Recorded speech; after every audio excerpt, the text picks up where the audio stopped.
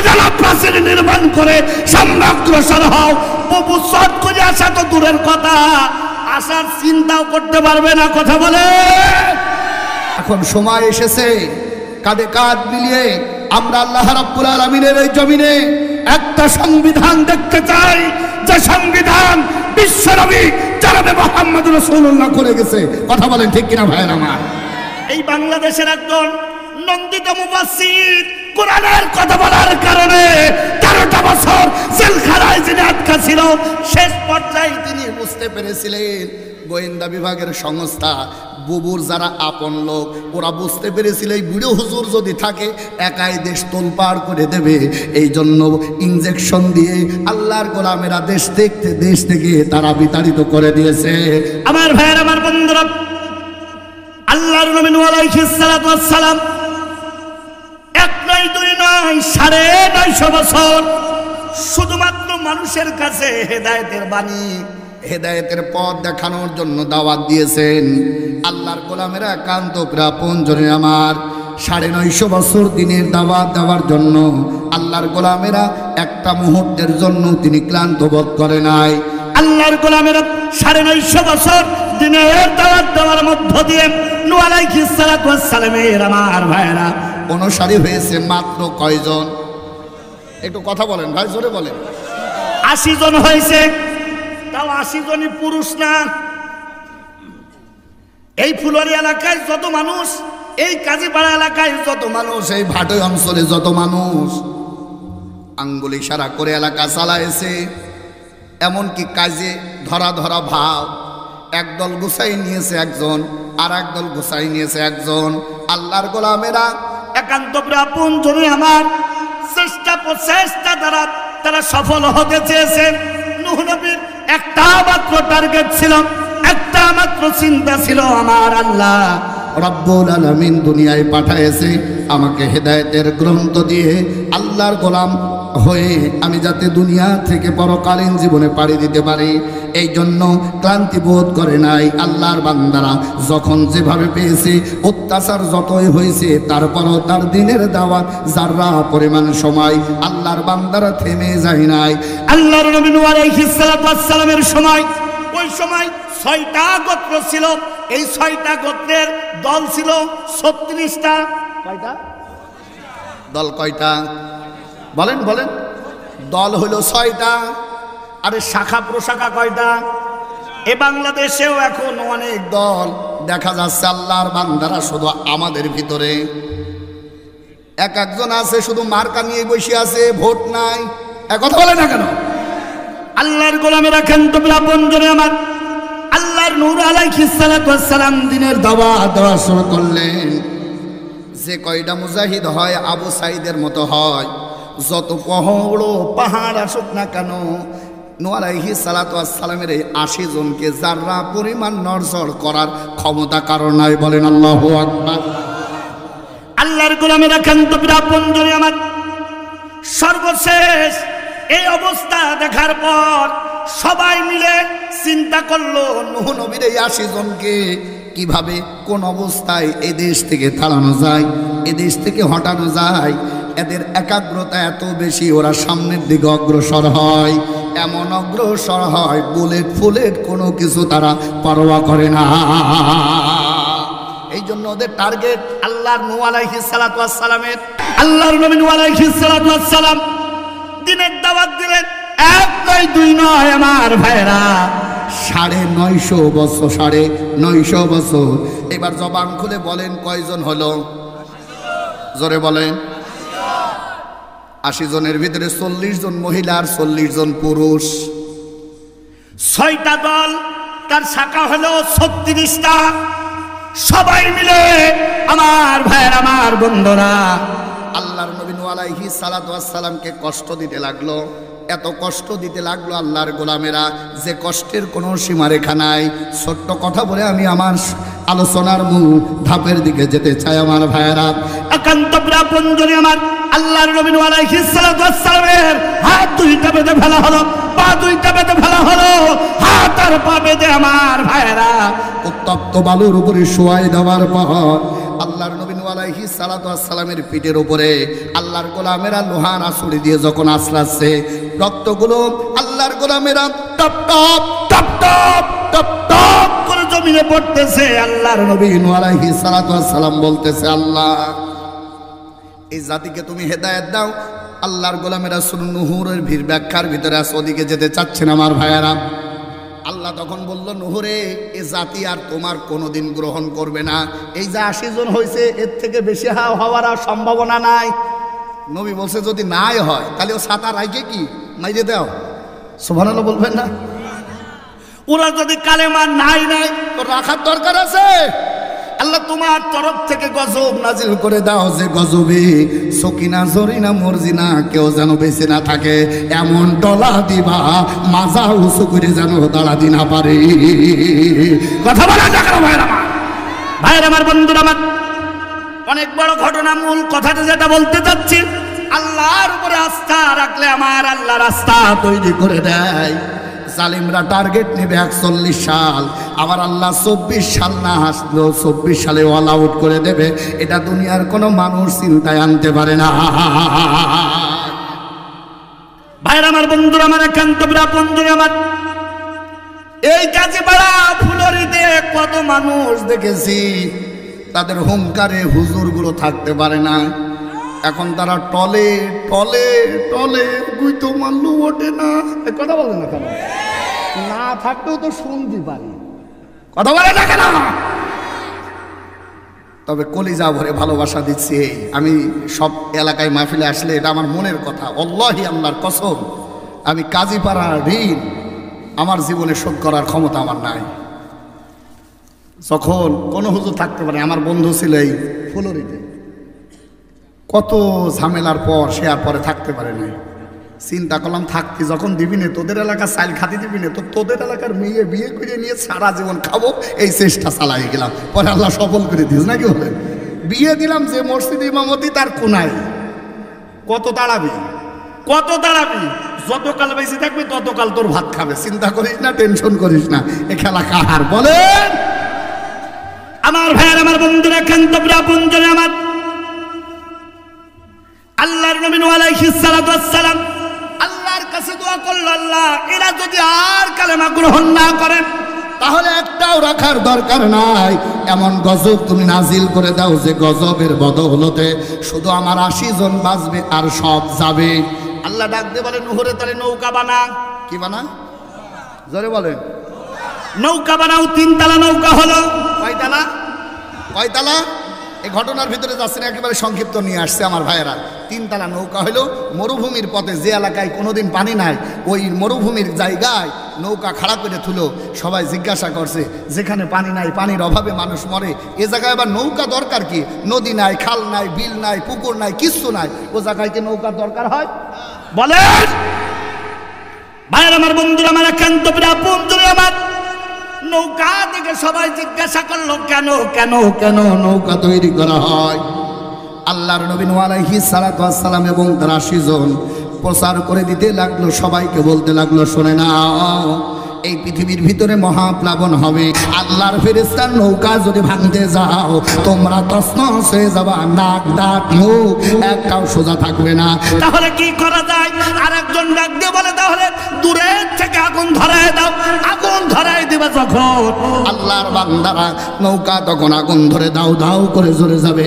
এ কথা যখন বললো, আর একজন খসখসে টাক দিয়ে বলতেছে, শোনে নাও, আগুন ধরাবা ঠিক আছে, কিন্তু আগুন যদি উল্টে আসে তাহলে বেড়া ভেদ করে কিন্তু বেরোতে পারবা না, তার কাটায় বাইতে যাবা, কিন্তু ছোড়ার সুযোগ পাবা না। বলছে ভাঙাও যাবে না, পুরাও যাবে না, তাহলে কইব কি? হঠাৎ এক দরবেশ, এই দরবেশ কত দেখেছি এলাকায়, এই কথা বলে না কেন ভাইরা আমার? বড় পাগড়ি পরিয়ে দরবেশ গুড়গুড় গুড়গুড় করে ঘুরে বেড়ায়। আর আমরা যারা বিশ্ববিদ্যালয় থেকে শুরু করে বড় বড় ডিগ্রিধারী আলেম ওলামারা যখন মাসালা দেয়, ওরা ওই জায়গায় ফিতনা দিয়ে বলে, না না, লা ইলাহা ইল্লাল্লাহ এখন কারোর বলবো না, পরের বাড়ি খাবো, শব্দ করে মারবো, কারো তলে নাই, আমরা হলাম আল্লাহর দলের লোক। আমি বলি, ওইটা টাটকা নির্ভেজাল শয়তানের লোক। কথা বলে আমার ভাইয়ের আমার বন্ধুরা, শোনে না, হঠাৎ করে আমাদের লালন ফকিরের মোড়ক এক বদ এইভাবে নূহ আলাইহিস সালাতু ওয়াস সালামের ওই মিটিংয়ে আল্লাহর বান্দারা একান্ত আপনজনে আমার নূহ আলাইহিস সালাতু ওয়াস সালামের ওই জায়গায় ঘুমটা দিয়ে পাশেই বসে আছে, চিনতেছে না, বলছে কে মুরব্বী, তুমি কে? মুরব্বী কে? আল্লাহর গোলামেরা সবাই এক টার্গেট এখন মুরব্বীদের, বলছে আমি তোমাদের শুভাকাঙ্ক্ষী, চিন্তা করো না, চালাও, তোমরা যা পারো করো। কছে না, আপনি যখন আমাদের মজলিসে হাজির হয়েছেন মুরব্বী, কিছু তো বলেন। কছে না, এখন ছেলে বিলেরই যে ধক, আমরা আর বলবো কি, মানে ভাব বাড়াচ্ছে। আল্লাহর গোলামেরা একান্ত আপনজনে আমার, ঠিক আছে মুরব্বী যখন মানলে একটু বলি, ভাঙাও দরকার নেই, পুরানোরও দরকার নেই, একটা বুদ্ধি শিখাই দিই, রাষ্ট্রীয়ভাবে রিলিফের কার্ড দিয়ে দাও, পায়খানার সিলাপ দিয়ে দাও, পচা গমের কার্ড দিয়ে দাও, 17 কেজি ওজন এমন ধরনের একটা বস্তা মাথায় তুলে দাও, ওরা খাবে আর শব্দ পায়খানা করবে নূহ নবীর ওই নৌকার নিচতলায়। কোথায়? সবাই যখন গণহারে পায়খানা করবে, নিচতলা যখন পায়খানায় ভরে যাবে, তখন তো আর ও নৌকায় আর কোনো যাত্রী উঠতে পারবে না। শয়তানের বুদ্ধি, নির্ভেজাল কড়কড়ি শয়তানি, কথা বলেন না কেন? আল্লাহর গোলামের একান্ত আপনজনে আমার, ঠিক এই বাংলাদেশে সাদিকুর রহমান নামক এই ভণ্ড পীর, এরা সহ আমার মনে হয় বাংলাদেশে যত ভণ্ড পীর আছে, ওরা এক জায়গায় হয়ে ওদের মাথায় আর কাজ করতেছে না। এক জামাইতে হুজুর, তার নাম হলো ডক্টর মিজানুর রহমান আজহারী, যেখানে যায় লোকবল সমাগম এত বেশি হয়, মনে হচ্ছে যেন আগামীতে আমাদের আর খানকা থাকবে না। ছাত্র আন্দোলন 5 তারিখের পরে অনেক মাজার ভাঙছিল, ভাঙে না? আমরা কুষ্টিয়ার যত আলেম আছে এক জায়গায় বসে শুধু বলছিলাম, ও ছাত্ররা, তোরা কি এই লালনের শয়তানখানা দেখিসনি? বাংলাদেশের সব গাজা এক জায়গায়, আর লালনের গাজা যদি এক জায়গায় করা হয়, তাহলে লালনের ওই গাজায় হবে বেশি। এ কথা বলেন না কেন? কাজীপাড়া ফুলবাড়ির কত মানুষ যে যায়, নসিমন করিমন ভটভটি কত কিছু ভাড়া করি চলে যায়। আমি আমার বাস্তবে বলতেছি, কতবার মজমপুর গেটে আমি দাঁড়াই, আমার খুব পরিচিত মানুষ, আল্লাহর বান্দারা এক দল চলে যাচ্ছে পীর সাহেবের দরবারে। কোন পীর? এখন আমি যে সালাম কালাম দেবো, ও জায়গায় তো ওর চাইতে লজ্জা আর কিছু হয়? আমি তো জানি যে ও কনে যাচ্ছে এক ভ্যান ভরে, ভ্যান নয় যে ভটভটি। আমি নিজের লজ্জা নিজের কাছে ঢাইকে কোনো রকম বাগ পাশ দিয়ে আস্তে করে সরিয়ে গেলাম যে ওরা পীরের কাছে যাচ্ছে, যাক, এখন তো পীরেরই ক্ষমতা। কথা বলেন না কেন? এতদিন আমাদের যে কি জ্বালানো জ্বালাইছে এই শয়তানরা, এক ছিল হাসিনা আর এক ছিল এই শয়তান ভণ্ড নামক পীর। কথা বলেন না কেন? ওদের গান দেখছেন, বলে মোল্লা মোল্লা কি ফকির মোল্লে বাত্তি জ্বলে, মোল্লা মোল্লে জ্বলে না।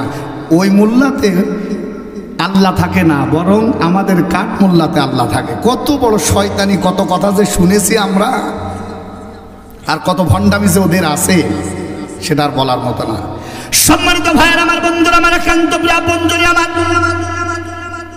প্লাবন হবে, সর্বশেষ সিদ্ধান্ত হয়ে গেল।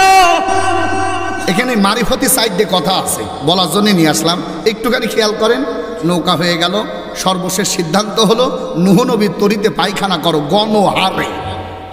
আমার ভাইয়ের আমার, বন্ধুরা, সকালে নূহ আলাইহিস সালাতু ওয়াস সালাম আসলেন নৌকা দর্শন করার জন্য। নৌকা দর্শন করে এসে দেখে টয় টুম্বুরার ভরপুর হয়ে গেছে। 3 তালা নৌকার নিচতলা সব পায়খানায় ভরা, দোল দোল খাচ্ছে। আল্লাহর নবী নূহ বলতেছে, আল্লাহ এই শয়তানের বাচ্চাদের কাজ দেখো, আল্লাহ কয়েকদিন পরেই মহাপ্লাবন হবে।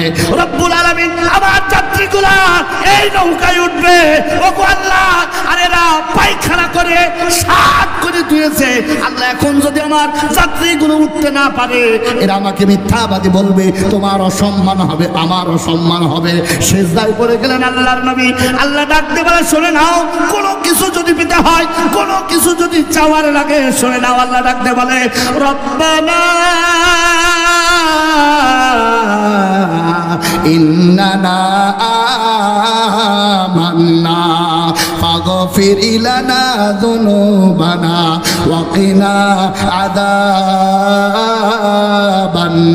নার।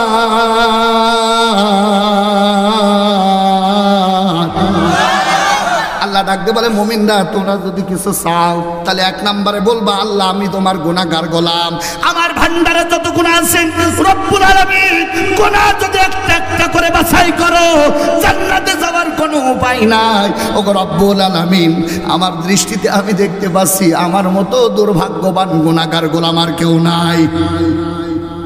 নিজেকে আগে নত করে দেন আল্লাহর কাছে, আগে বলেন আল্লাহ আমার মতো গুনাহগার আর কেউ নাই। আমার আল্লাহর গোলামেরা লক্ষ্য করেন আল্লাহর নবী নূহ আলাইহিস সালাতু ওয়াস সালাম সিজদায় পড়ে গেল, আল্লাহর ডাক দিয়ে বলে আল্লাহ দরবার আমার তোমার কাছে ছাড়া বিচার দেওয়ার জায়গা নাই, তোমার কাছে ধর্ণা দিলাম আল্লাহ। এই শয়তানেরা পায়খানা করে নিস্তালা টয়টুম্বুর করে ফেলেছে, এখন নিরাপত্তা দেওয়ার মালিক তুমি। পায়খানা করে ভরপুর করে ফেলেছে আমার ভাইয়েরা। আল্লাহর নবী নূহ আলাইহিস সালাতু ওয়াস সালাম সিজদায় পড়ে আছে। হঠাৎ করে আমার ভাইয়েরা একান্ত আপনজনের আমার আল্লাহ ডাকতে বলে ও জিব্রাইল যা দেখ দেখ দেখ ওই যে কর্নারে আল্লাহর নবী নূহ আলাইহিস সালাতু ওয়াস সালাম সিজদায়। এদিকে আমার নবীর চোখের পানি, ওইদিকে আমার অনুসারী যারা মহাপ্লাবন থেকে বাঁচার জন্য নৌকার ভেতরে উঠবে, অথচ শয়তানের বাচ্চারা নৌকাতে পায়খানা করে টয়টুম্বর করে ফেলেছে। এই মুহূর্তে আমি আমার খেলা শুরু করবো। আল্লাহর গোলামেরা আল্লাহর খেলা শুরু। ৬৭ বছরের বড় শব্দ, একেবারে একজন বুড়ি টুকটুক করে হেঁটে যায়, আস্তে করে নৌকায় উঠবে রিলিফের কাঠ নিয়ে। আল্লাহ ডাকতে বলে জিব্রাইল, ও জিব্রাইল যা যা যা। ওরা বলে খেলা হবে, ওরা কি বলেছিল বলেন বলেন। আর আমাদের বাংলাদেশের শাইখুল হাদিস ইবনে শাইখুল হাদিস তিনি বলেছিল খেলার জন্য একটা মাঠ দরকার। আমরা বলি বুবু আয়, মাঠ বাংলাদেশে তৈরি হয়ে গেছে, আয় আয় আয় খেলা হবে। এই সেই মাল যেই মাল হজ করতে সৌদিতে গেছে, গোপ দাড়ি সাইদ দিয়ে মনে হচ্ছে আল্লাহর ওলি। আর ওই যে নিক্সন চৌধুরী গত পরশুদিন ধরা পড়েছে, ধরা পড়ছিস কেন? সিল্লায় বলছিলি খেলা হবে, এখন তো বাংলাদেশের অবস্থা তৈরি হয়ে গেছে, আয় খেলা হবে। এই কথা বলছেন না কেন? আল্লাহর গোলামেরা একান্ত বন্ধুরা আমার আল্লাহ ডাকতে বলে জিব্রাইল, ও জিব্রাইল যা যা যা। নূহ নবীর নৌকায় বুড়ি বসে আছে, আস্তে করে নৌকাটা নাড়া দে আর দেখ খেলা কোন কায়দায় শুরু হয়। আস্তে করে নাড়া দিল, বুড়ি হুবড়িয়ে খেয়ে পড়লো কোন জায়গায়? জোরে বলেন। এ ওয়াজ আপনারা জানেন, কিন্তু এখানে মারিফতি কথা আছে দুটো। নৌকা চেনেন আপনারা? হ্যাঁ, নৌকার এই পাশ দিয়ে কোনা দিয়ে একটা ছোট্ট চিকুন করে বাদাম, ওই মাথা থেকে এই মাথা পর্যন্ত যায়। ও বাদামের নাম কি? হ্যাঁ, বইটা দিয়ে তো টান। আর ওই নৌকার ভিতরে চিকুন করে একটা বাটাম, এই মাথা দিয়ে ওই মাথা দিয়ে ওই মাথা পর্যন্ত চলে যায়। আমার এলাকা নদী এলাকা তো, হ্যাঁ আমাদের এলাকায় বলে পাইছো বাটাম। কি বাটাম বলেন? ওয়াল্লাহ বুড়ি পায়খানায় পড়বে, কিন্তু বুড়ির এই কবজি বেঁধে গিয়েছে ওই পাইছো বাটামে। কি বাটামে? তাফসিরে কাবীর আর তাফসিরে জালালাইনের ব্যাখ্যায় আছে আমার ভাইয়েরা। জিব্রাইল যখন নাড়া দিয়েছে, বুড়ি হুবড়িয়ে খেয়ে পড়েছে পায়খানার ভিতরে। আল্লাহর বান্দারা ওই নৌকার গভীরতা যত বেশি ছিল, ও যদি পাইছো বাটামে বাই দিয়ে না যাইতো তা এমন খাওয়া খাইতো ওখান থেকে উঠার সুযোগ ছিল না। তুমি ওরে বসাইছিলে তাই ৪৫ মিনিট সময় দিয়েছিল। ও যদি সময় না দিত, ছাত্র জনতার হাতে যদি বুড়ি তুমি পড়তে, এমন ফিসা ফিসত তোমার হাড্ডি চামড়া গোশত একটাও খুঁজে পাওয়া যেত না। কথা বলেন। আল্লাহর গোলামের একান্ত বন্ধুরে আমার। এখন আমাদের যুবকেরা বলে হুজুর কি দোয়া করিলেন?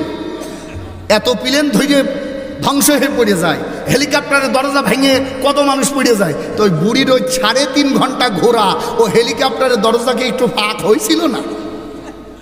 প্রশ্ন আছে না? যে বুড়ি ৩.৫ ঘন্টা ঘুরলো, এই ঘুরতে ঘুরতে একটা না আটকানো একটু কাজ হয়ে বুড়ি পড়ে যাক, আর আমরা মনে ঝাল একটু মিটাই নি। আচ্ছা বুড়ি যদি এখানে পড়িয়েই যেত, আমরা পেতাম, মারতাম, শেষ না? ইতিহাস ওখানে শেষ না? কিন্তু আল্লাহ বলছো যে যাইতে বুড়ি যে যাইতে বুড়ি আমি ওর ঢিলা দেব আর শিক্ষা দেব, ঢিলা দেব আর শিক্ষা দেব। এই জন্য 3.5 ঘন্টা ঘুরাইছি। চীন নেয় নাই, আমেরিকা নেয় নাই, ব্রিটেন নেয় নাই, ইংল্যান্ড নেয় নাই, সর্বশেষ নিল দাদা। ও যার মাল তার কাছে যে মরিস, এই কথা বলেন না কেন? তারপরে আমার যুবকরা গান ধরেছে, মোদিরও বউ নাই, ওটা নাই বা বললাম। আল্লাহর গোলামের একান্ত আপনজনী আমার, ও যুবকেরা তোমাদের প্রশ্নের উত্তর দিয়ে যাই শোনো। এই বুড়ি বেঁচে গেল 500 বাটামে, কবজি পর্যন্ত বাইতে যাওয়ার পর যখন পড়েছে, বুড়ি বেশি খেতে পারে না, খাইছে 1 লুকমা। কটুক মানে বুড়িও মানুষ তো, বাইতে যে পড়িয়ে গিয়েছে, পড়িয়ে খালি 1 লুকমা খাইছে, 1 লুকমা, বেশি খাতে পারে না। 1 লুকমা খায়ে দেখছে মাজা 60। মাজা কি? কুজো বুড়ি হাঁটতে হাঁটতে আইসে 1 লুকমা খাইয়ে দেখছে মাজা টনটাই। 67 বছরের বুড়ি, মনে হচ্ছে মাজা 20 বছরের ছুরির মতো। সুবহানাল্লাহ বলেন বলেন বলেন। আল্লাহর গোলামের এখানে শেষ না, কটটুক খাইছিল জানো? এই 1 লুকমায় যদি মাজা 60 হয়, শুধু এখানেই শেষ না, তাফসিরে মুনিরের ভিতরে এসছে বুড়ি যে জড়ানো চামড়া ছিল ওই তুবড়ি মাখা লাগেনি, এটা ওটা মাখা লাগেনি।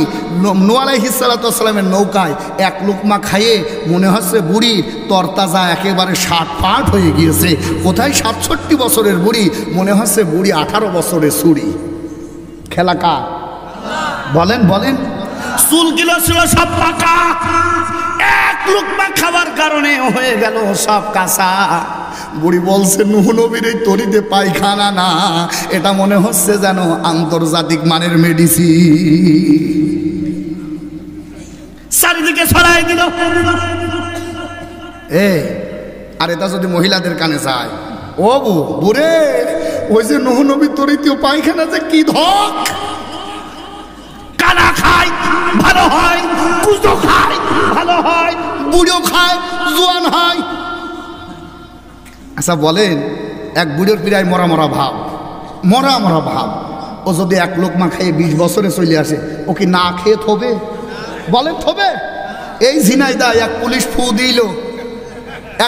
ফু দিল, আর মানুষের ঘাপ বন্ধ। বলেন সব বন্ধ, যাও পানি খাও। সর্বশেষ চিন্তা করলাম, ও পুলিশ যদি কোনো গাঙে ফু দেয়, আর ওই গাঙে যদি কেউ বিষ মিশায়, ও পুলিশ বলবে যে ফু দিয়ার কত ঝাল।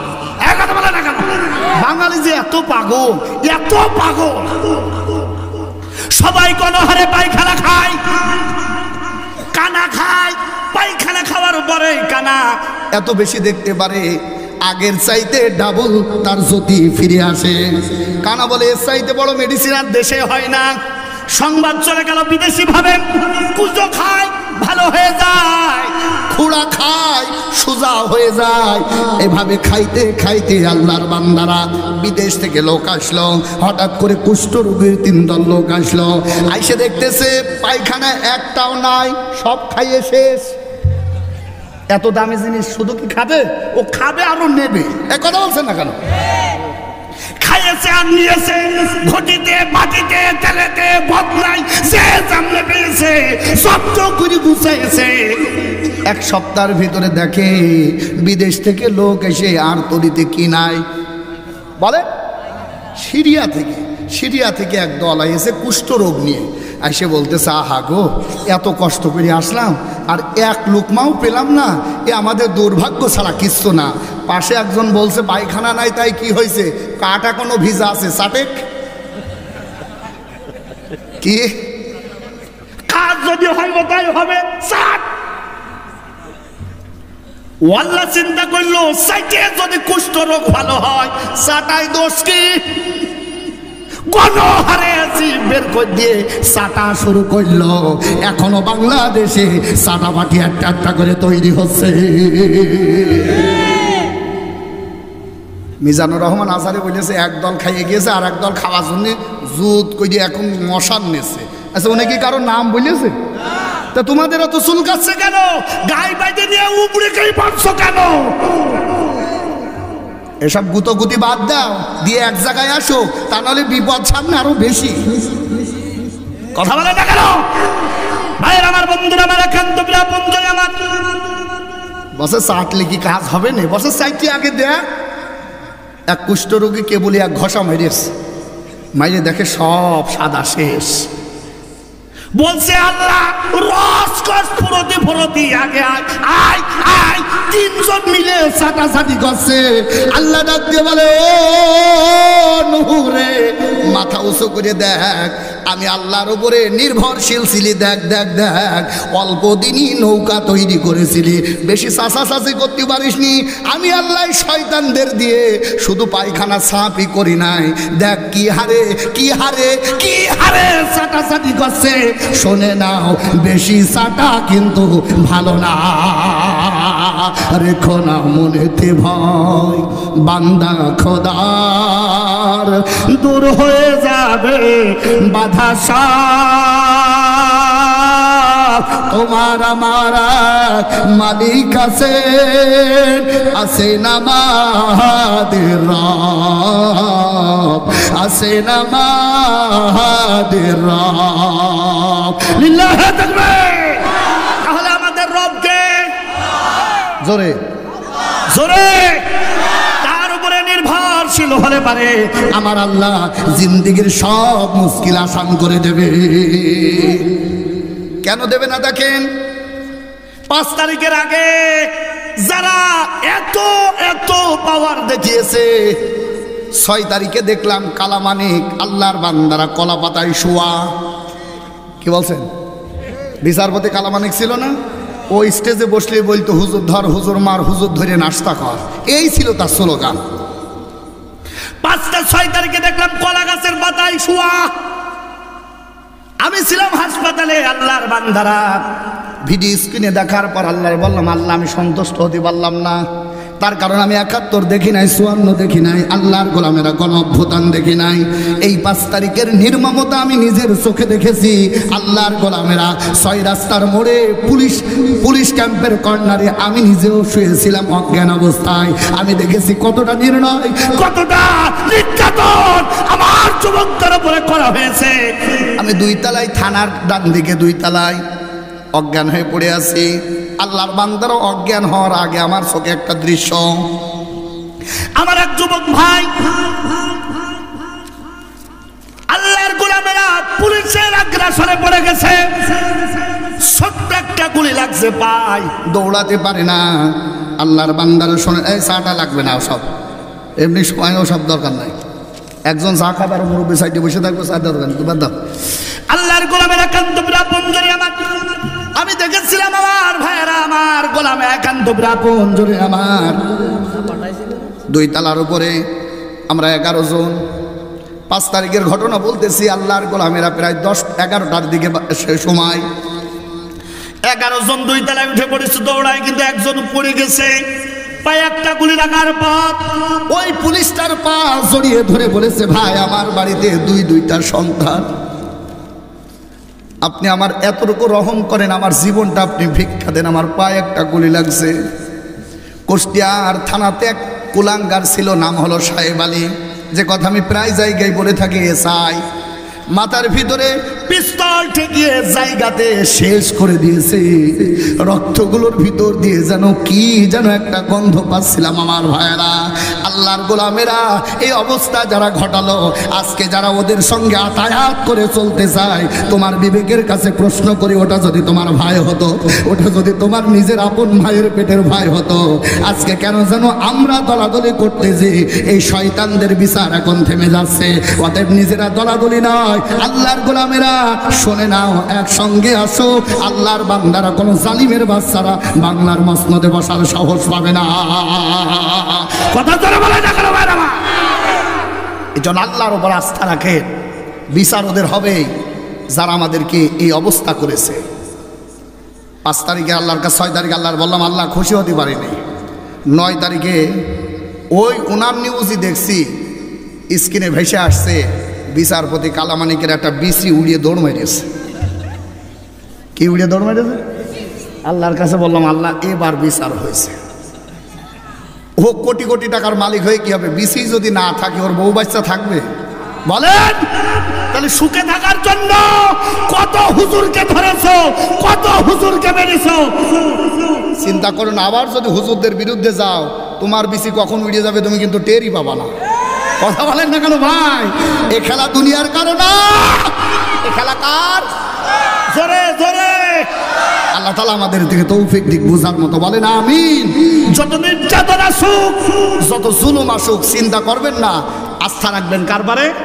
বলেন বলেন। আমার এতক্ষণ আলোচনার একটা বিষয় ছিল, রেখো না মনেতে ভয়, বান্দা খোদার, দুনিয়ার কোনো মানুষের গোলামি নয়, গোলামি হবে কার? বলেন কার? আল্লাহ। আল্লাহ তাআলা যেন কবুল করে নেন, জবান খুলে বলেন আমিন।